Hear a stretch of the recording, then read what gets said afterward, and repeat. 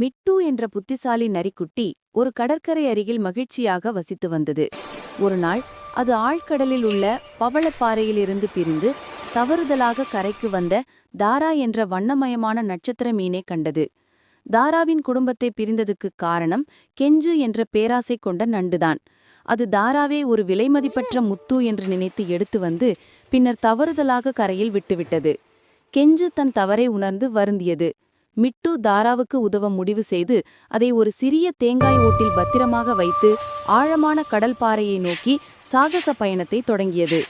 வழியில் பெரிய அலைகளையும் பாசி நிறைந்த பாறைகளையும் மிட்டு தனது புத்திசாலித்தனத்தால் சமாளித்தது. மறைமுகமாக பின்தொடர்ந்த கெஞ்சு நண்டுதான் ஆபத்துகளின் போது உதவி செய்தது.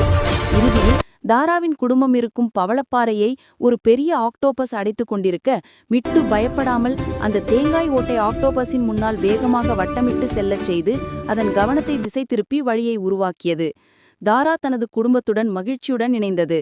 அதற்கு நன்றி சொல்லும் விதமாக ஒரு அழகான கடல் முத்துவை மிட்டுவுக்கு பரிசாக அளித்தனர்.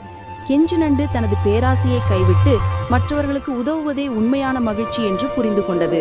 புத்தி கூர்மையும் உதவும் நல்ல மனமுமே மிகப்பெரிய வெற்றிக்கு வழிவகுக்கும் என்ற நீதியுடன் மிட்டு தன் கிராமத்திற்கு திரும்பியது.